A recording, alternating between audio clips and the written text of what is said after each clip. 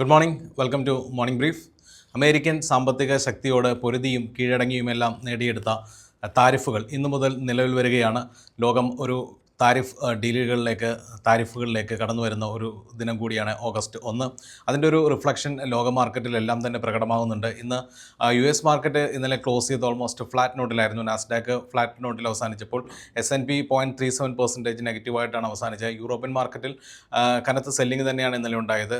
CAC ഏകദേശം 1% താഴെ minus ആയിട്ടാണ് ക്ലോസ് ചെയ്തത്. ഏഷ്യൻ മാർക്കറ്റിലേക്ക് വരികയാണെങ്കിൽ ഏഷ്യൻ മാർക്കറ്റ് രാവിലെ ഓപ്പൺ ചെയ്തതെല്ലാം തന്നെ കനത്ത നഷ്ടത്തിലായിരുന്നെങ്കിലും ഇപ്പോൾ നോക്കുമ്പോൾ കുറച്ച് റിക്കവറി കാണിക്കുന്നുണ്ട്. എന്നാലും ഗിഫ്റ്റ് നിഫ്റ്റി 177 പോയിൻറ്റിൻ്റെ മൈനസ് ആയിരുന്നത് ഇപ്പോൾ ഒരു റിക്കവറി കാണിച്ച് ഏകദേശം 100 താഴെ പോയിൻറ്റുകൾ നഷ്ടത്തിലാണ് വ്യാപാരം നടക്കുന്നത്. മറ്റ് മാർക്കറ്റുകളെല്ലാം തന്നെ ഒരു നെഗറ്റീവ് സെൻറ്റിമെൻറ്റിൽ തന്നെയാണ് നിൽക്കുന്നത്. പ്രത്യേകിച്ച് കൊറിയൻ ഇൻഡെക്സസ് ആയിട്ടുള്ള കോസ്പി കഴിഞ്ഞ ദിവസമാണ് ലാസ്റ്റ് അവറിലാണ് പാകിസ്ഥാനും കൊറിയയുമായിട്ട് ട്രേഡ് ഡീലുകൾ വന്നത്. കോസ്പിയിൽ ഇന്ന് 3% ഡൗൺ ആയിട്ടാണ് കോസ്പി ഇൻഡെക്സസ് കൊറിയയുടെ ഇൻഡെക്സസ് ട്രേഡ് ചെയ്യുന്നത്.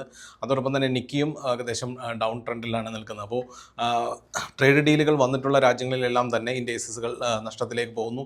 മറ്റൊരു രസകരമായിട്ടുള്ളൊരു കാര്യം, അവസാന നിമിഷത്തിലാണ് പാകിസ്ഥാനുമായിട്ട് ഇന്നലെ ഒരു ട്രേഡ് ഡീൽ താരിഫ് ഡീലുകൾ ഉറപ്പിച്ചിരിക്കുന്നത്. മറ്റ് രാജ്യങ്ങളുമായിട്ട് നോക്കുമ്പോൾ, അതായത് തൊട്ടടുത്തുള്ള ശ്രീലങ്കയുമായിട്ടും അഫ്ഗാനിസ്ഥാനുമായിട്ടെല്ലാം നോക്കുകയാണെങ്കിൽ കമ്പാരിറ്റീവ്ലി വളരെ ലോവർ പെർസെൻറ്റേജ് ഓഫ് താരിഫാണ് പാകിസ്ഥാൻ പറഞ്ഞിരിക്കുന്നത്. 19% മാത്രമാണ് പാകിസ്ഥാൻ ഇപ്പോൾ പ്രഖ്യാപിച്ചിരിക്കുന്നത്. ഇന്ത്യയിൽ ഓൾറെഡി 25% നിന്നുള്ള താരിഫ് ഡീലുകൾ വന്നിരിക്കുന്നത്. അപ്പോൾ ഇന്ത്യയും പാകിസ്ഥാനുമായിട്ട് കമ്പയർ ചെയ്യുമ്പോൾ പോലും പാകിസ്ഥാൻ വളരെ കുറഞ്ഞ ഒരു താരിഫിലേക്ക് വരുന്നു. അത് ഇന്ത്യയെ സംബന്ധിച്ച് ഒരു നെഗറ്റീവ് സെൻറ്റിമെൻറ്റ്സ് ഉണ്ടാക്കുന്നുണ്ട്.